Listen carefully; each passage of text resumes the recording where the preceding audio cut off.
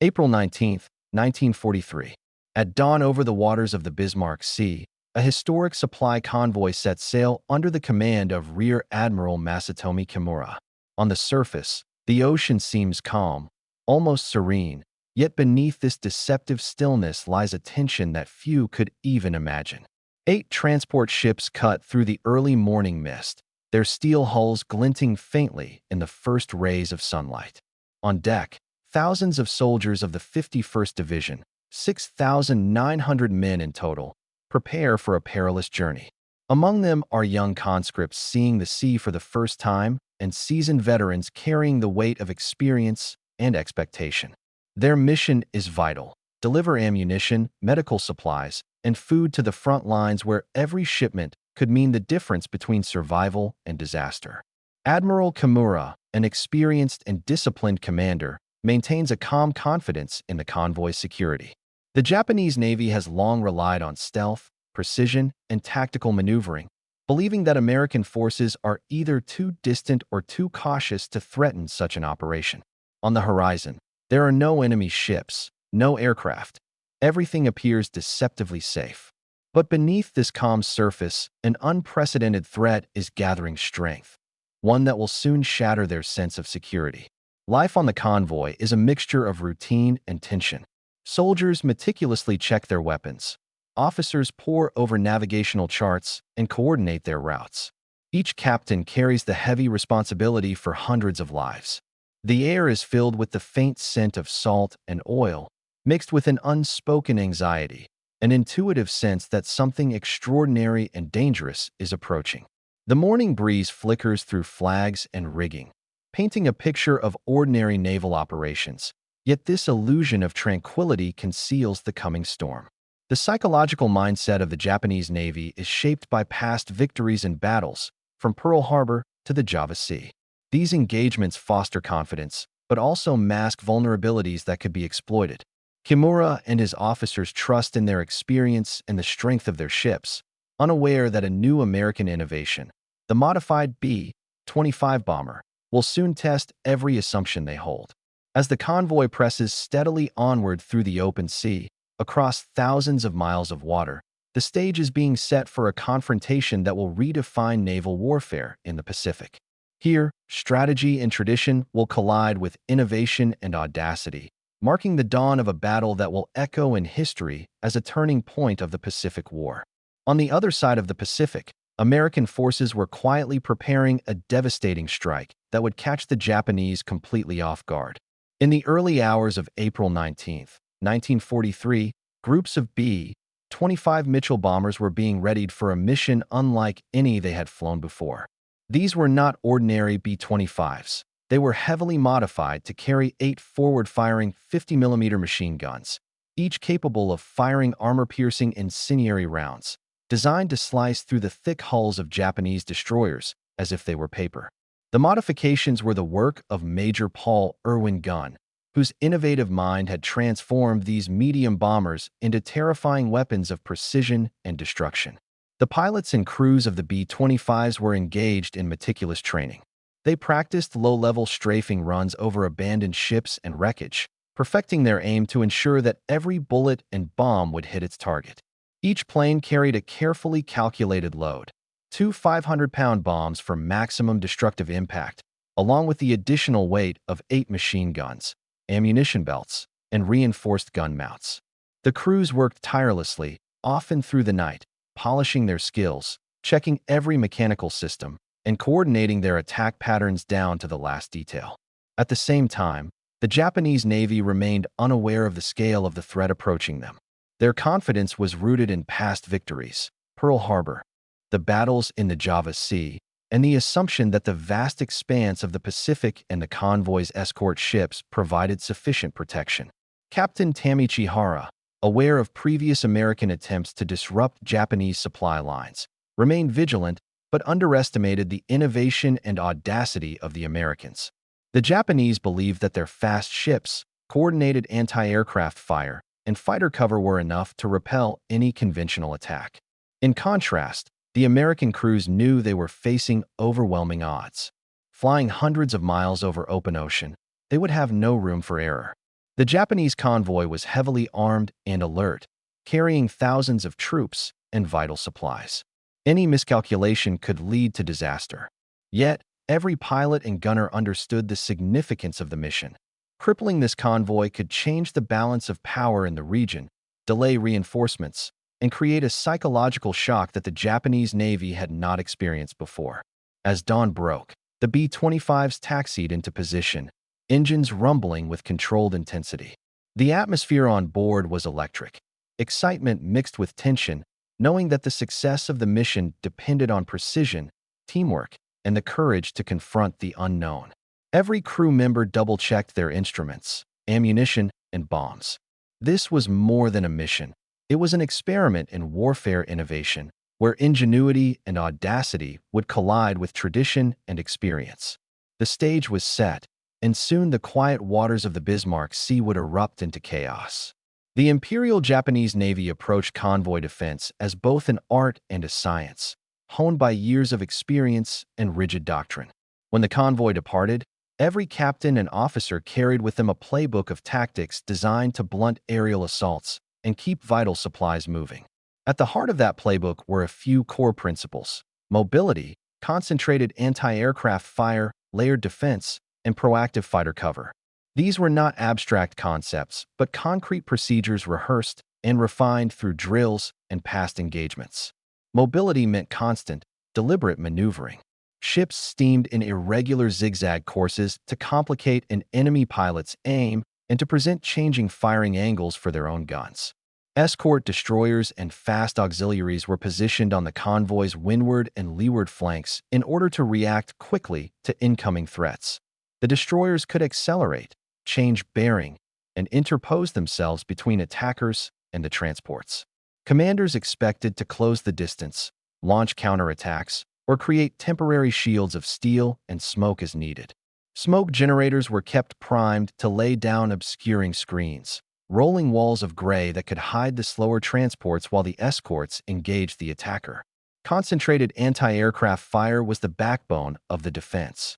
The convoy ships were arrayed so that their gun arcs overlapped, creating interlocking fields of fire. When an aircraft was detected, gunnery officers were trained to bring every available weapon to bear in a coordinated barrage. Medium and light automatic cannons would engage first to break up the attack profile, while heavier guns tracked for larger ordnance. The doctrine emphasized disciplined, controlled bursts rather than frantic spraying. Sustained, accurate fire was judged more likely to disable attackers than indiscriminate volleys. Fire control procedures relied on lookouts, optical rangefinders, mechanical predictors, and trained crews who could quickly shift targets as planes crossed from one sector to another. Fighter cover was intended to be the decisive element. Aircraft detachments from nearby airfields or carrier groups, when available, were tasked to patrol over and around convoys during daylight transits. The fighter's role was threefold: detect incoming striking forces, intercept and disrupt attack formations, and pursue downed attackers to prevent repeated runs. Coordination between ships and fighters depended on timely reporting from visual observers and radio messages. Signal flags and lights provided redundant channels in case of radio interference. The doctrine assumed that an aggressive fighter response would force enemy bombers to break formation, lose accuracy, or abort the mission entirely. Command decisions reflected a balance between prudence and necessity. Admiral Genichi Mikawa, whose strategic judgment was respected across the fleet, approved the convoy despite the acknowledged risk of detection. His approval reflected the strategic imperative. The supplies and reinforcements aboard could not be delayed without dire consequences ashore.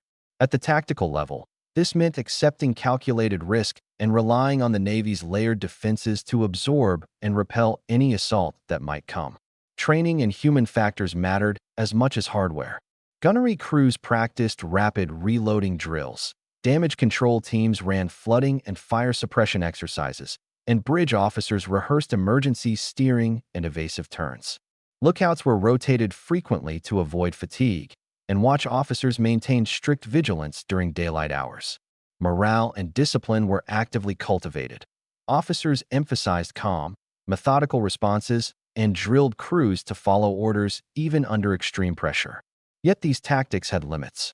They assumed attackers would operate within predictable envelopes, certain altitudes, approach vectors, and engagement ranges, and that overlapping fields of fire would be sufficient to blunt a conventional strike. They also relied on effective detection and timely coordination between surface and air patrols. If an enemy introduced novel tactics, weapons, or attack profiles that bypassed those assumptions, the carefully layered defense could be surprised, stressed, and ultimately broken. In the moments before the attack, the convoy's tactical apparatus hummed like a well-tuned machine. Lookouts scanning the horizon, gunnery crews at their stations, smoke systems primed, fighters on alert. Every element was in place to meet the expected threat. What the Japanese commanders and crews did not fully anticipate was an attacker who had reimagined the B-25 as a low-level, hard-hitting hunter, one that would exploit the seams in doctrine, strike where fire control was least effective, and turn the convoy's presumed strengths into vulnerabilities. The convoy's anti-aircraft defense was a formidable system on paper, designed to create overlapping fields of fire that could, in theory, repel any airborne threat. Each ship was equipped with a combination of heavy and light guns, strategically positioned to cover every approach vector. In total, the convoy carried over 125 anti-aircraft guns, supplemented by dozens of machine guns of varying calibers, as well as the 5-inch dual-purpose guns mounted on the destroyers. These weapons were not merely decorative. They were manned by crews drilled for months, trained to operate under the stress of sudden attack, and coordinated to deliver concentrated fire where it was most effective. Transport ships, while less armed than the destroyers, still carried defensive weapons to protect themselves. Their crews were briefed extensively on the tactics of anti-aircraft engagement, emergency procedures for evading strafing runs, and the importance of maintaining formation. These transports carried not only men, but critical cargo, ammunition, medical supplies, and food for troops at the front. The loss of even a single ship could have catastrophic consequences for the Japanese war effort in the region, which added a psychological weight to the gunner's task. Each destroyer and escort ship functioned as a mobile fortress. Their anti-aircraft batteries were arranged to provide mutual support, creating lethal zones where multiple guns could converge on a single target. Fire control relied on a combination of optical rangefinders, mechanical predictors, and well-trained crews who could adjust aim dynamically as enemy aircraft moved across the sky. Drills had prepared them for continuous fire, rapid reloading, and quick response to sudden maneuvers. Signals between ships, using flags, lights, and radio, ensured coordination even when visual contact was temporarily lost due to smoke or poor weather. The psychological conditioning of the crews was equally important. Japanese sailors were constantly reminded that their vigilance could mean life or death for the soldiers and officers aboard the convoy. Teams were rotated frequently to avoid fatigue, and lookouts were instructed to remain focused for extended periods. Every gunner, every officer, and every lookout understood their role in the chain of defense. The doctrine emphasized calm, precise, and disciplined fire, avoiding panic or wasted ammunition in the heat of an attack. Despite this meticulous preparation, there were vulnerabilities. The anti-aircraft system assumed attackers would approach in predictable patterns at certain altitudes and along familiar vectors. It relied heavily on visual detection and coordination between surface and aerial assets. If an enemy employed unconventional tactics, low-level attacks, strafing runs, or unexpected approaches, the system could be overwhelmed. These limitations would soon be exploited by the American B-25 crews, whose modified bombers were designed specifically to bypass or penetrate these defenses. By mid-morning, the convoy seemed ready to face any conventional threat. Crews manned their stations with practiced precision, gunners checked their weapons, and officers monitored the horizon. Smoke generators were primed, signaling systems were operational, and all hands were on alert. The Japanese believed their layered defense would be sufficient to repel any attack, unaware that the technology, tactics, and sheer audacity of the incoming B-25 squadron would soon render these preparations almost irrelevant. The morning air was still and deceptively calm when the first American aircraft appeared on the horizon. Japanese lookouts, scanning the waters with binoculars and telescopes, spotted a lone silhouette against the pale sky. At first, It seemed to be a routine reconnaissance plane, nothing out of the ordinary for a convoy in these waters. But then reports came in from multiple observation posts. More contacts were appearing at medium altitude, forming a pattern that did not match the usual patrol routes. Lieutenant Commander Akita immediately recognized the potential danger and began relaying messages to the escort ships. The Japanese gunners scrambled to their stations. Heavy 5-inch guns on the destroyers were manned, light and medium anti-aircraft guns were ready, and machine gunners gripped their weapons with trained precision. Damage control teams ran through quick checks, ensuring that fire suppression systems, pumps, and emergency procedures were prepared for immediate action. Lookouts scanned the skies in shifts, their eyes straining against the bright glare of the rising sun, attempting to discern aircraft types and approach vectors. Despite their readiness, the crews had no way of anticipating what was about to unfold. The planes approaching were not conventional B-25s. Major Paul Irwin guns modifications, 8 50mm forward-firing machine guns, combined with armor-piercing incendiary rounds, had turned these medium bombers into highly specialized hunters.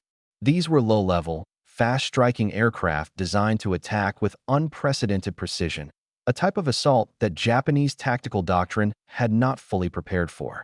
The psychological atmosphere on board the convoy was tense but controlled. Officers maintained a calm demeanor, giving orders in measured tones, while crews performed rapid, rehearsed movements. Every soldier, every sailor, understood that the first few moments of an attack would determine whether they could mount an effective defense. Communications were constant. Flag signals, radio updates, and shouted orders crisscrossed the decks as the convoy began to react to the incoming threat. As the B-25s closed in, the first tracers streaked through the morning air.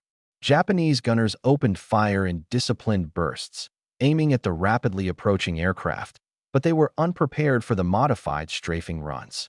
These planes flew low and fast, minimizing exposure to the overlapping anti-aircraft fire zones and exploiting gaps in the convoy's defensive coverage. Within minutes, the illusion of control and safety shattered. The Japanese Navy realized that the threat was unlike any they had encountered: aggressive, innovative, and devastatingly effective. At that moment, the battle transformed from a theoretical risk into a tangible, life-threatening crisis. The calm of the open ocean vanished, replaced by the roar of engines, the rattle of gunfire, and the tension of men bracing for a fight they had trained for but never truly expected. Every decision, every shot, every maneuver would be tested against the ingenuity and audacity of the American crews. The transformation of the B-25 from a conventional medium bomber into a low-level hunter was nothing short of radical, an exercise in field engineering, improvisation, and ruthless practicality. At the center of this metamorphosis stood Major Paul Irwin Gunn, whose hands-on modifications rewired the aircraft's role and mindset. Gunn and his crews removed nose glass and bombardier stations, replacing them with reinforced gun mounts and armored bulkheads. Into those mounts, they installed an array of forward-firing guns, 8 in all, each described in contemporary reports as 50mm machine guns. These weapons, heavy and brutal, were secured to the airframe with custom brackets, gussets, and reinforcement plates, because the recoil and torque generated by such concentrated forward fire demanded structural changes to prevent frame fatigue and loss of control. Adding 8 heavy guns was not merely a matter of bolting hardware into place. Engineers and armorers had to account for balance, center of gravity, and aerodynamic flow. The extra weight, distributed over more than 500 pounds when all mounts, ammunition belts, and supporting gear were counted, required recalibration of trim tabs and careful load planning to maintain stability at low altitude and high speed. Ammunition storage became a logistical challenge. Long belts of armor-piercing incendiary rounds had to be routed from drums or boxes near the gun mounts back to the gunner positions, with feed chutes fabricated to exacting tolerances to prevent jams during sustained bursts. Crews learned to service and clear these feeds under fire, practicing efficient reloads that could mean the difference between a successful pass and a catastrophic failure.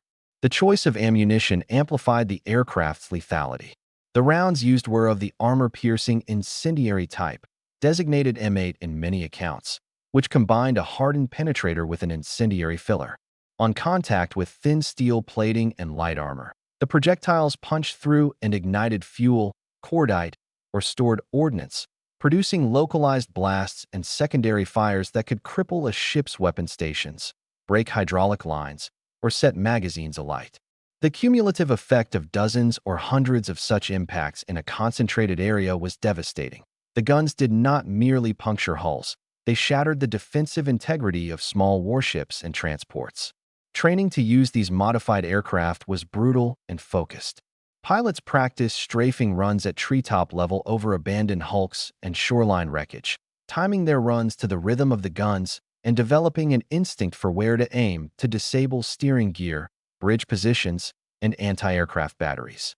Gunners memorized lead angles and learned to predict roll and pitch under heavy recoil. Bombing crews integrated their 500-pound ordnance into the same attack profile, a strafing pass to silence guns and clear decks, immediately followed by a shallow-angle bomb run from a few hundred feet to ensure maximum structural damage. The choreography had to be precise, guns and bombs working in brutal concert to break a ship's ability to fight back or escape. Beyond the mechanical and tactical changes, the modification exerted a profound psychological effect. For sailors accustomed to facing conventional dive bombers and high-altitude threats, the prospect of a medium bomber turning into a precision, low-slung predator was unnerving. The appearance of a B-25 on the horizon no longer meant a predictable threat profile. It could now deliver concentrated, repeated punishment with uncanny accuracy. Pilots reported that the sound of that forward fire, an intense staccato rat-tat, had a demoralizing effect on crews already braced for attack. Witnesses described the incoming strikes as surgical and merciless, a machine-age equivalent of a hunter striking the heart of its prey. In practical terms, the modified B-25 represented a new type of weapon, part fighter, part light bomber, part gunship. Its designers and crews accepted trade-offs, reduced high-altitude performance and increased maintenance complexity for the ability to approach, strike, and leave before heavier defenses could bring coordinated fire to bear. These aircraft operated best at low altitude and high speed, exploiting the blind spots of shipboard gunners and the seams between overlapping fields of fire. They were not intended to fight in prolonged aerial duels. They were built to hit hard, break things, and vanish into the blue. When the first of these modified B-25s reached the Bismarck Sea, they carried not only guns and bombs, but also a doctrine, an experimental fusion of hardware and tactics that privileged surprise, speed, and concentrated firepower. The Japanese crews facing them had never seen an attacker quite like this, an airborne predator that combined the volume of a bomber with the precision of a strafing fighter. The result would be a sudden and traumatic recalibration of what naval convoys could expect from air power.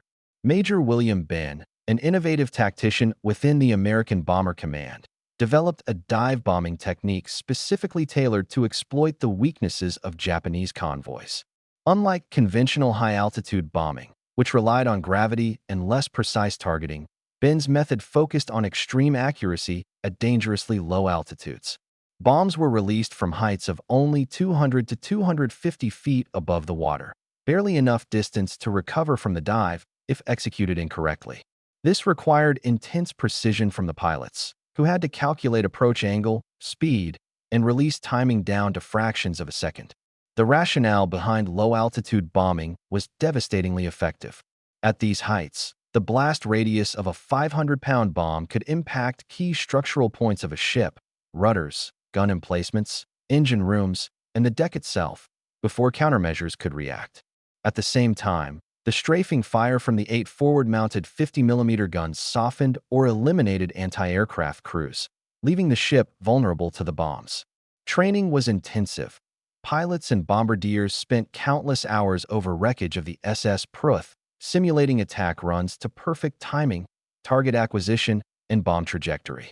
Every drill honed instincts, so that in the real battle, the pilot could execute maneuvers instinctively, even under heavy fire. Coordination between pilot and gunner was critical. The aircraft had to approach in a trajectory that exposed its weapons optimally while minimizing risk from anti-aircraft fire. During practice, crews calculated firing angles, bullet velocity, and target movement, often using stopwatches, rudimentary range calculations, and visual markers to synchronize actions. The goal was always to disable defensive systems first and then strike vital parts of the ship with bombs. Mistiming either element could result in mission failure or the loss of the aircraft. The psychological preparation of the crews was equally meticulous. Pilots and gunners rehearsed emergency procedures, including engine failure at low altitude, aborted runs, and evasive maneuvers after the bomb release. They were trained to remain calm under extreme stress, as the first attack would determine both the morale of the crew and the impact on the enemy. Confidence in the modified B-25s and their combined weapons systems reinforced the sense of inevitability. If executed correctly, the attack could destroy a ship in a single pass. This dive-bombing tactic represented a radical departure from conventional doctrine. Traditional naval and air forces expected bombers to strike from high altitudes or glide paths. They did not anticipate low, precise, coordinated strikes with heavy forward firepower and armor-piercing bombs. In effect, the B-25 crews were introducing a new kind of warfare, a lethal combination of speed, firepower, and accuracy that would render many Japanese defensive assumptions obsolete. As the first aircraft approached the convoy, the drills and hours of preparation would be put to the ultimate test. Every calculation, every practiced motion, every carefully loaded round of ammunition was now being deployed against a real, heavily defended target. The Bismarck Sea was about to become the proving ground for a new era of aerial naval warfare, where precision, audacity, and innovation would decide the fate of thousands of men and countless tons of material. The first B-25 to strike the destroyer Shiryuki approached with deadly precision. From a low altitude, the aircraft unleashed a torrent of fire from its 8 50mm forward-firing guns. The bullets tore through the ship's thin armor plating as if it were paper, striking gun emplacements, the bridge, and exposed crew stations with terrifying accuracy. Japanese sailors barely had time to react. The shock of seeing the first anti-aircraft crews shredded left survivors frozen, unable to man their stations effectively. As the initial strafing pass concluded, the pilot released two 500-pound bombs. The bombs struck amidships, detonating with devastating effect. Explosions ripped through the deck and hull, sending plumes of smoke and debris into the air. Water poured into breached compartments, flooding gun positions and engine rooms. The destroyer lurched violently to port, listing under the sudden weight of incoming water. The remaining crew scrambled to contain fires and seal off flooding, but chaos reigned. Communication lines were severed, and the chain of command aboard the ship broke down rapidly. Behind the pilot, the gunner continued the onslaught, firing hundreds of rounds into critical systems. Machine gun fire swept across the deck, targeting exposed sailors and suppressing any attempt to man remaining anti-aircraft guns. In just minutes, the carefully drilled defensive system of the Shiryuki was rendered nearly inoperable. Smoke, flames, and the sound of splintering metal filled the air, creating an apocalyptic scene on the once orderly vessel. The psychological impact on the crew was immediate and profound. Sailors who had trained for months to repel air attacks found themselves powerless against this novel and relentless approach. Orders shouted from the bridge went unheard as men abandoned gun stations to seek shelter from both the bullets and the bomb blasts. Panic spread quickly, further crippling the ability to fight back. By the time the Shiryuki had recovered enough control to attempt evasive maneuvers, the B-25 had already completed multiple passes, each one designed to maximize damage. The combination of low-level strafing and precision bombs made the ship a target that could not adequately defend itself using traditional tactics. Within a remarkably short span of time, the destroyer was effectively neutralized, its anti-aircraft guns silent, key systems destroyed, and crew casualties mounting. The attack on the Shiryuki set the tone for what was to come. It demonstrated the terrifying effectiveness of the B-25's modifications and tactics, showcasing the unprecedented destructive power of concentrated firepower, accurate bombing, and low-altitude approaches. Japanese sailors quickly realized that the rules of engagement they had relied upon were no longer sufficient. The battle had shifted from a test of conventional defensive skill to a war of innovation, surprise, and psychological dominance. After the devastating strike on Shirayuki, the B-25 formations pressed their assault with relentless intensity. Each aircraft executed precise, coordinated passes over the convoy, alternating strafing runs and bomb releases to maximize destruction while minimizing exposure to Japanese anti-aircraft fire. Pilots and gunners moved with surgical precision, their every action honed by countless hours of low-level training and rehearsal over abandoned ships and wreckage. On deck, Japanese sailors and soldiers struggled to maintain cohesion.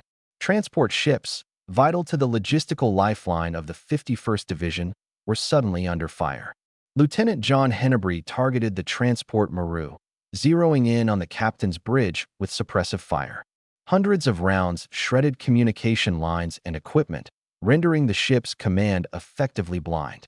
Simultaneously, bombs were released, striking the hull and superstructure. Explosions rocked the vessel, sending plumes of water and debris high into the morning sky.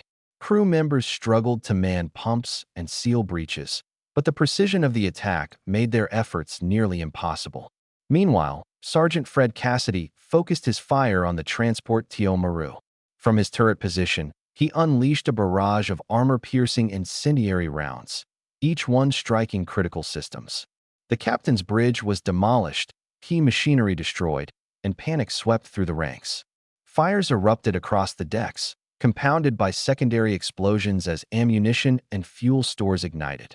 The coordinated attacks left Japanese crews overwhelmed and disoriented, unable to respond effectively to the precision strikes raining down upon them. The destroyer Shirayuki, already heavily damaged from the first attack, continued to struggle against flooding and fires.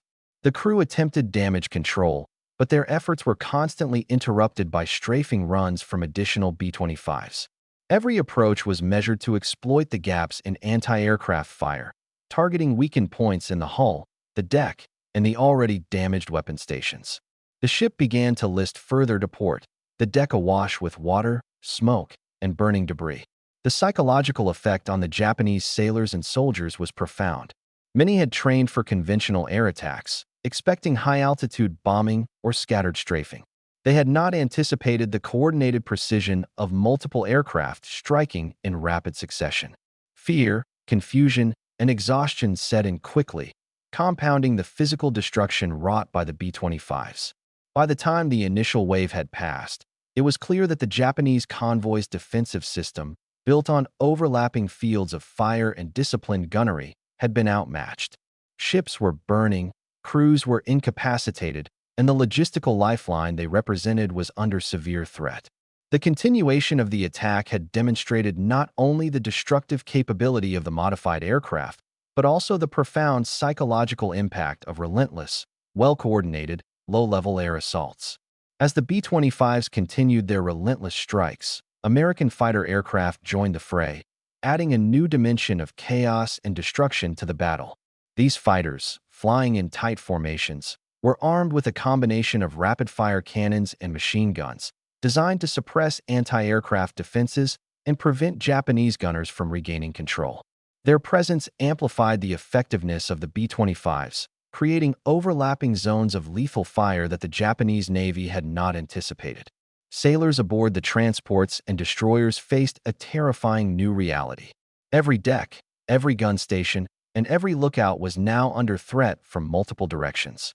The fighters strafed decks and bridges with precise bursts of fire, targeting exposed personnel, weapons, and communication lines. Sergeant Fred Cassidy, coordinating with his fellow pilots, focused on Tio Maru, systematically destroying the captain's bridge and critical machinery with repeated strafing passes. Each burst of bullets tore through metal, wood, and human nerves, leaving chaos in its wake.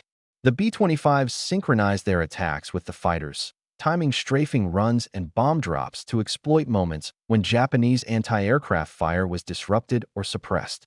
Pilots and gunners had rehearsed these combined operations extensively, practicing the coordination of bomb releases, strafing patterns, and evasive maneuvers. The result was a meticulously choreographed assault.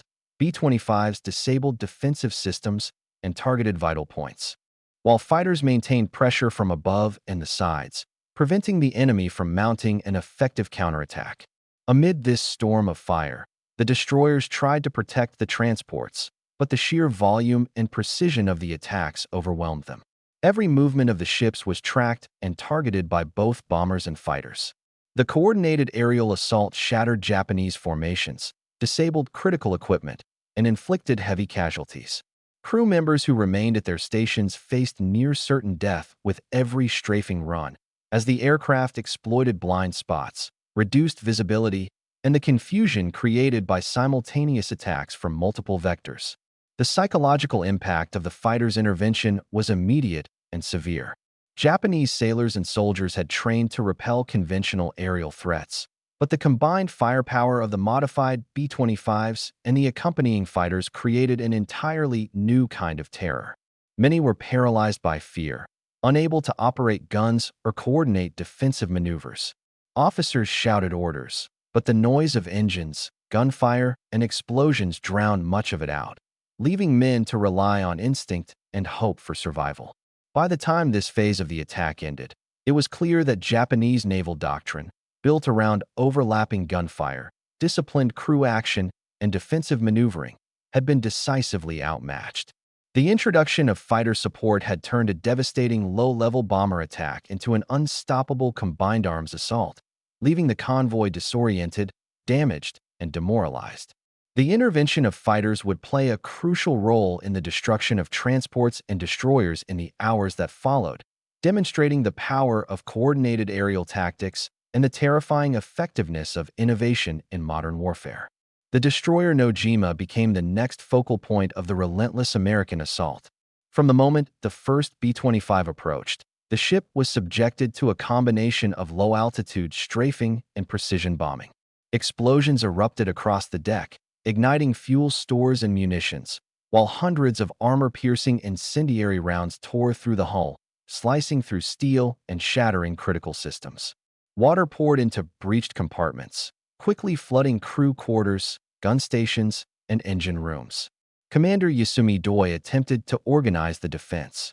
Shouting orders over the din of roaring engines, cracking gunfire, and the cacophony of explosions, he struggled to coordinate the remaining anti-aircraft crews. Many gunners had already been incapacitated, their positions destroyed by the concentrated fire of the B-25s. Others were too stunned by the speed and precision of the attack to respond effectively. Every attempt to bring weapons to bear was met with further strafing and bombing, leaving little room for organized resistance. The structural integrity of Nojima rapidly deteriorated. Bomb blasts tore open the hull, exposing internal compartments to the sea. Waves of water swept through the flooded sections, dragging debris and injured sailors along with it. Fires raged across the superstructure, sending black smoke curling into the sky, marking the ship's position like a beacon for the next wave of attackers. In less than an hour, the destroyer was crippled. Its propulsion systems were damaged, communications severed, and crew casualties mounting by the hundreds. The psychological toll on the remaining crew was immense. Many were young conscripts, seeing such destruction for the first time. The sense of helplessness was overwhelming. The enemy aircraft struck with terrifying precision, always returning for another pass before the damaged ship could recover. Sailors described a feeling of being trapped in a nightmare, as if the skies themselves had turned into a relentless weapon, hunting them across the deck and into every compartment. The attack on Nojima underscored a brutal reality for the Japanese Navy. Their standard tactics, honed over years of naval engagements, were inadequate against these innovative, low-level combined assaults. Even a seasoned commander like Yasumi Doi found his options rapidly disappearing as every defensive measure was neutralized almost instantly. Within hours, the once proud destroyer was a flaming, waterlogged wreck, illustrating the devastating effectiveness of the B-25 and its accompanying fighter support. The destruction of Nojima sent a chilling message to the Japanese fleet. It demonstrated not only the physical lethality of the aircraft and tactics, but also the psychological impact on crews, who could no longer rely on conventional strategies or their experience to survive. The Bismarck Sea had become a testing ground for a new kind of naval warfare, one defined by innovation, audacity, and a relentless, unforgiving approach to attacking enemy ships. The destroyer Horatio was now the primary target of the American aerial assault, and the precision of the B-25 attacks left little hope for effective defense. Three modified B-25s converged on the ship in a coordinated strike, timing their runs to maximize damage while minimizing exposure to anti-aircraft fire. Each plane released a torrent of 50mm armor-piercing incendiary rounds, targeting the bridge, fire control systems, and gun emplacements with deadly accuracy. The concentrated fire quickly disabled critical systems, rendering the ship almost blind and unable to return fire effectively. Japanese sailors on the Horatio fought desperately to maintain control. Damage control teams attempted to contain flooding in the engine rooms and crew compartments, while gunners struggled to operate crippled anti-aircraft guns. However, the precision and intensity of the attacks made their efforts nearly futile. Explosions ripped through decks and bulkheads, throwing debris and flames across the ship, while the coordinated strafing suppressed remaining defensive personnel. Crew members were injured or killed almost instantly, and panic began to spread. As the ship's systems failed one by one, the Horatio lost steering control.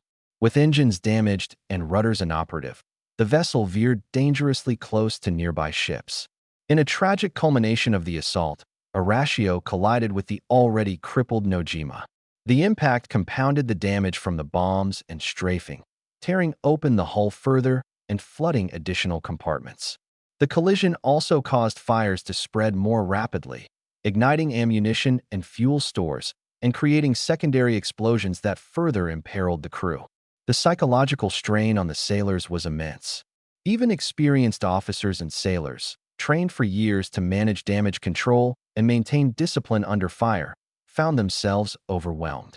The ship's destruction seemed inevitable as waves of B-25s continued their low-altitude strikes. Crew members described the experience as a blur of fire, smoke, and the relentless rat-tat of machine gun fire, leaving little room for organized action or hope. The Horatio's fate illustrated a key principle of the B-25 attacks. Precision, coordination, and overwhelming firepower could render a well-drilled, experienced crew almost powerless. The combination of bombing, strafing, and psychological pressure created a situation where survival depended as much on luck as on skill. By the end of the engagement, the Horatio was incapacitated, a testament to the lethal innovation of the American crews and the devastating consequences for Japanese naval strategy. The transport Ogawa Maru became the next focal point of the B-25 assault, and its fate would exemplify the deadly efficiency of low-level, precision bombing. The ship's captain made a critical error, maneuvering in a way that exposed the vessel to multiple attack vectors.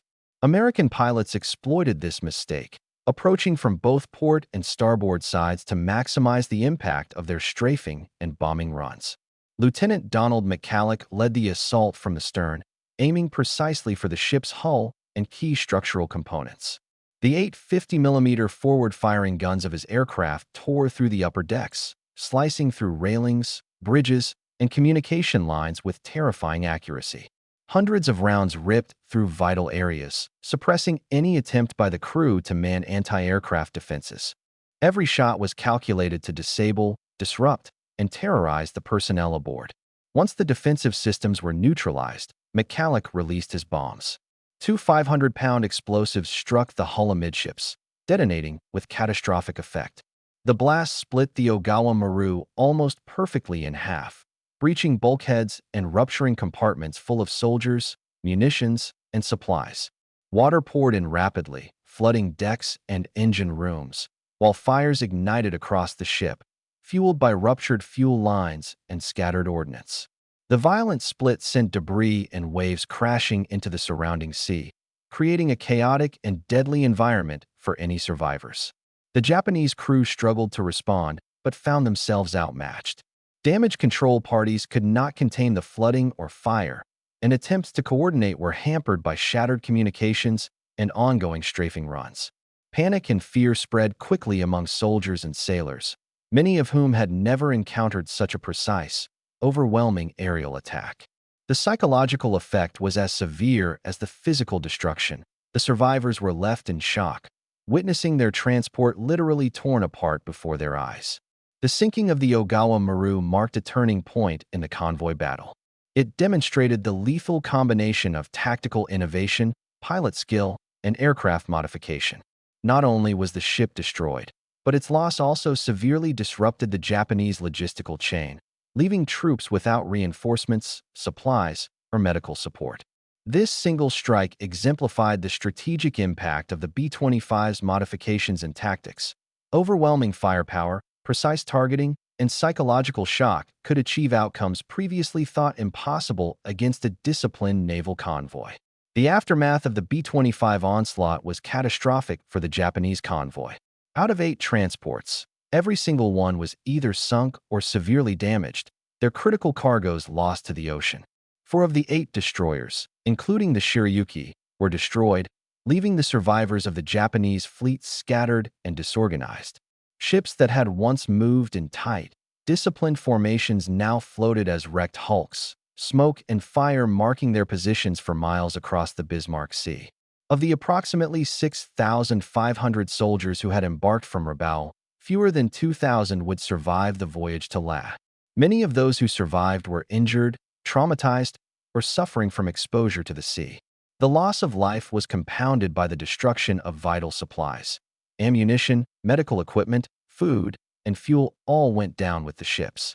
The attack had effectively severed the Japanese logistical lifeline, leaving isolated units without reinforcements or resupply. The psychological impact on the Japanese Navy and Army was profound.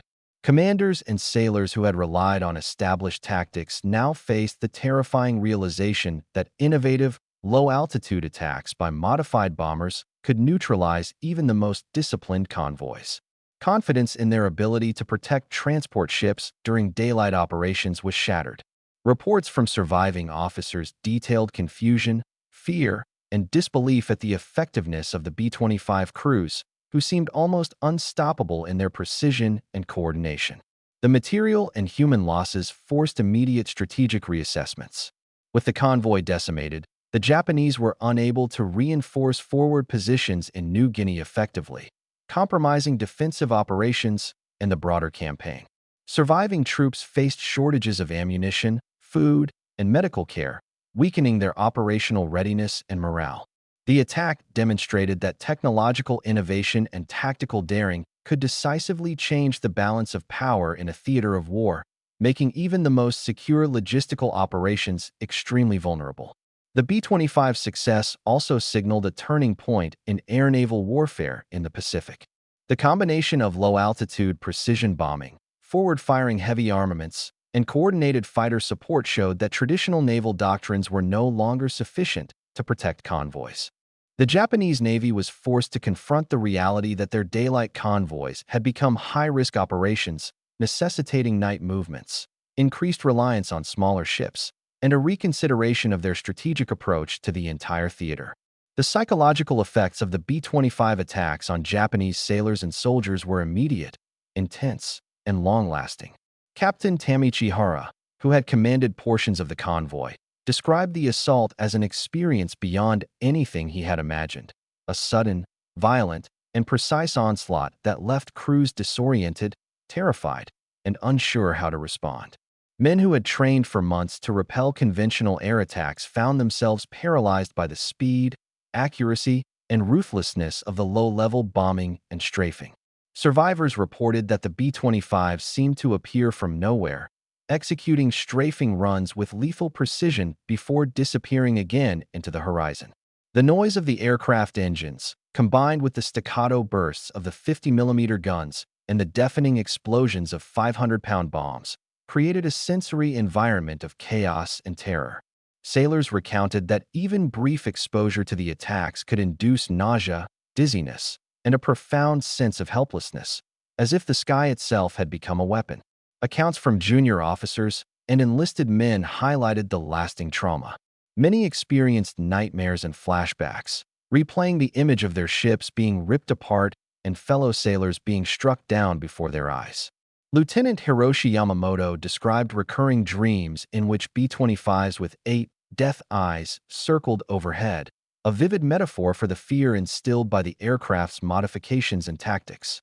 Commander Tozio Abe, reporting from a forward position, documented a pervasive sense of dread among crews, noting that even when off-duty or on distant posts, sailors were hypervigilant, anticipating attacks that might not come. The psychological strain extended beyond individual trauma. It affected operational readiness and decision-making.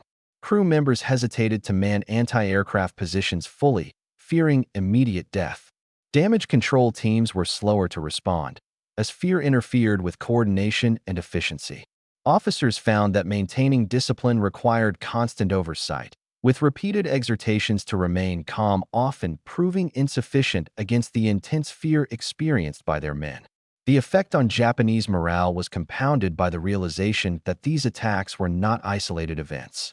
The B-25, with its 8 forward-firing guns and precision bombing capability, represented a new type of warfare that could strike with impunity during daylight, disrupting the long-established assumption that convoys could operate safely in the open sea. The psychological trauma extended beyond those who survived. Entire fleets, when considering future movements, had to account for the possibility of sudden, devastating attacks, influencing strategic choices and operational planning for months to come. By the end of 1943, the impact of the B-25J on Japanese naval operations and logistics had become undeniable.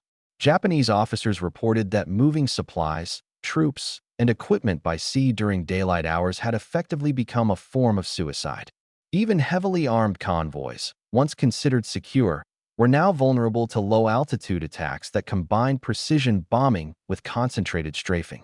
The Japanese Navy was forced to rethink every movement, every convoy, and every supply route in the Southwest Pacific.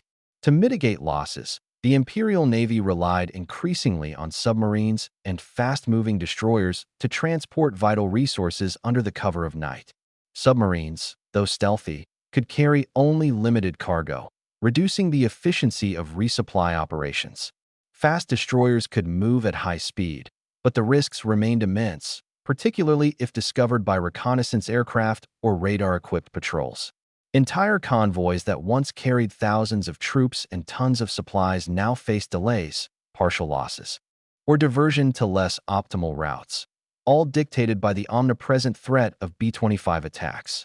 The logistical strain had direct consequences on Japanese ground operations. Troops in New Guinea and other contested areas began experiencing shortages of food, ammunition, and medical supplies. Units that had relied on regular convoys found themselves isolated, with operational plans disrupted by the sudden inability to secure necessary resources. Commanders had to adjust battle strategies, often scaling down operations or delaying offensives due to the uncertainty of supply lines. The cumulative effect of these disruptions was both material and psychological.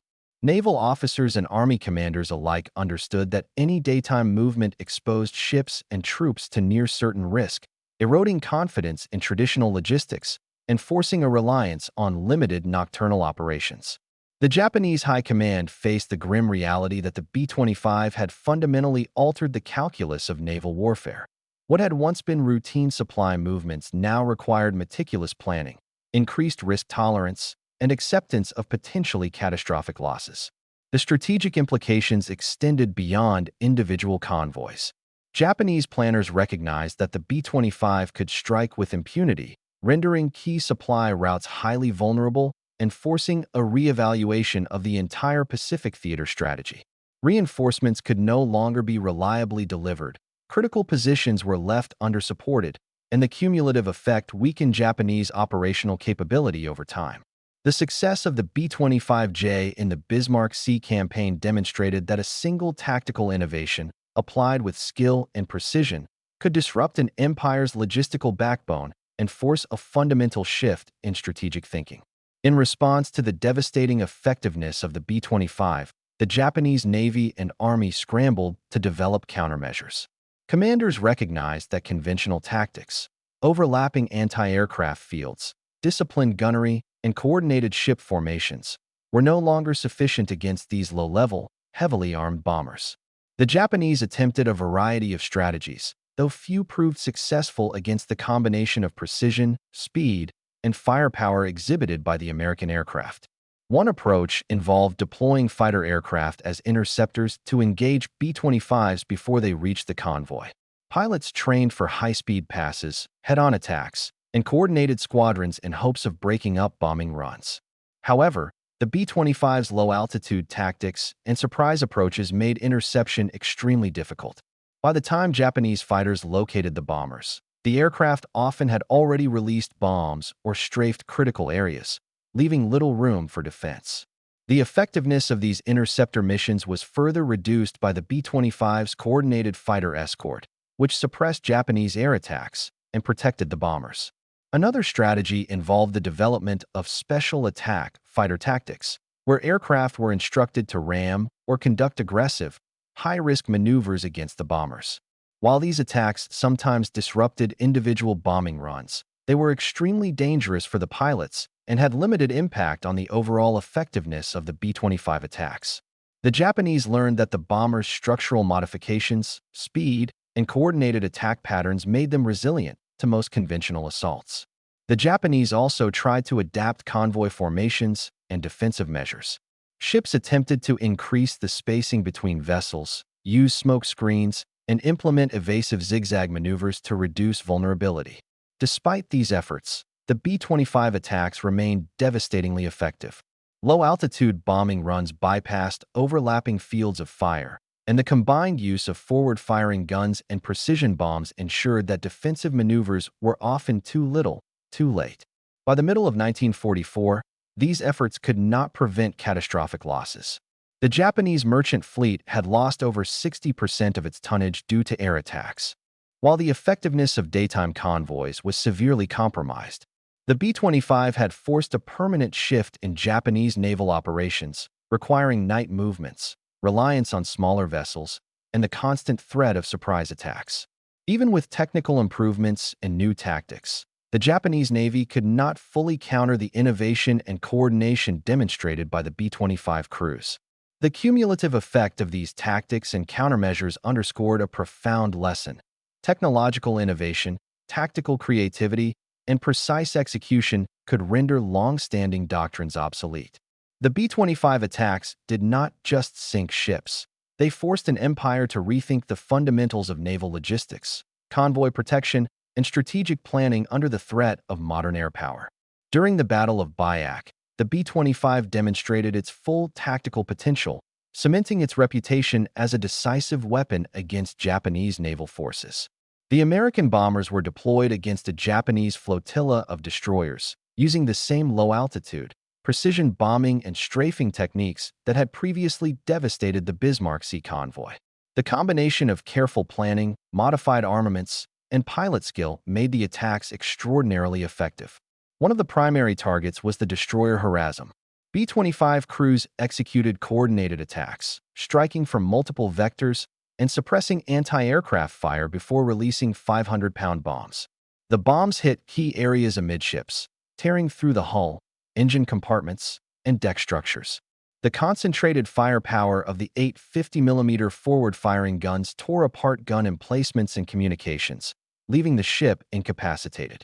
Within minutes, Harazm was engulfed in smoke and flames, demonstrating how effectively the B-25 could neutralize heavily armed naval targets with minimal exposure to return fire. The broader flotilla faced similar devastation. Multiple destroyers and smaller escort vessels were disabled or destroyed in rapid succession, as the precision and coordination of the bombers left Japanese crews unable to mount effective resistance. Pilots targeted bridges, rudders, and engine rooms, ensuring that any attempt at maneuvering or counterattack was thwarted. Each attack was methodically planned. Strafing runs cleared anti-aircraft crews, bombs targeted structural weaknesses, and follow-up passes ensured maximum destruction. The strategic effect of these attacks was immediate. Japanese commanders realized that reinforcements and supplies could no longer safely reach forward positions in the region. The loss of ships and crews meant that garrisons were left isolated, forced to defend without essential supplies, reinforcements, or medical support. The psychological impact on Japanese sailors mirrored previous engagements. Fear, confusion, and despair pervaded the fleet, weakening cohesion and operational effectiveness. The Battle of Bayak demonstrated the B-25's unique capability to combine precision, firepower, and coordinated tactics. Unlike earlier naval engagements, where numerical superiority or ship armor might have offered protection, the B-25 rendered these advantages largely irrelevant. Commanders on both sides quickly recognized that the rules of conventional naval warfare had shifted. The American bombers had introduced a new paradigm, where innovation, modification, and tactical audacity could decisively determine outcomes.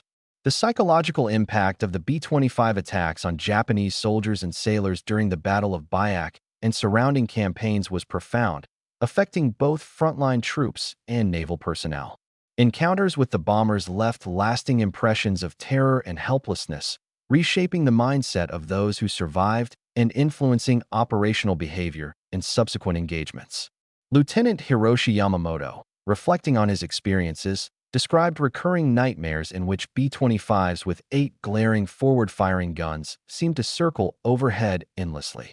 In his dreams, the aircraft could appear at any moment, executing low-altitude strafing and precision bombing runs with unerring accuracy. Such vivid imagery was not isolated. Many survivors reported similar haunting visions, which affected their sleep, focus, and morale. The psychological toll extended beyond direct participants in attacks. Soldiers awaiting reinforcements or supplies lived in constant anxiety, knowing that American bombers could strike with devastating precision at any time. Survivors recounted that even brief exposure to strafing and bomb runs induced intense fear. The combination of roaring engines, the staccato rattle of 50mm machine guns, and the thunderous impact of 500-pound bombs created sensory overload, leaving personnel disoriented and unable to respond effectively.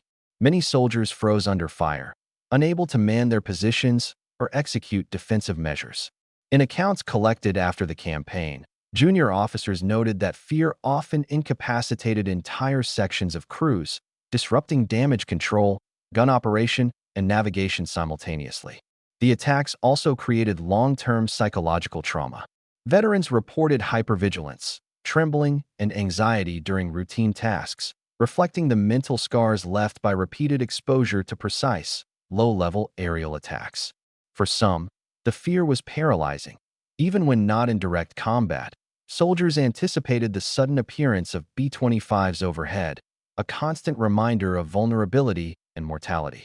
Commander Tozio Abe noted that maintaining discipline among his crews required extraordinary effort, as men struggled to overcome the persistent sense of impending attack. Beyond individual experiences, the psychological impact influenced strategic decision-making. Fear of B-25 attacks forced commanders to alter convoy schedules, avoid daylight movements, and implement complex evasive measures. This constant anticipation of threat disrupted standard procedures and increased stress among officers and enlisted personnel, reducing operational efficiency. The B-25 attacks had thus not only inflicted material losses, but also eroded the confidence and morale essential to effective military operations. In essence, the B-25 had transformed the battlefield into a psychological as well as a physical domain. Its combination of innovative modifications, tactical precision, and relentless execution created an atmosphere of fear and uncertainty that extended far beyond the immediate damage, leaving lasting effects on Japanese naval and ground forces alike.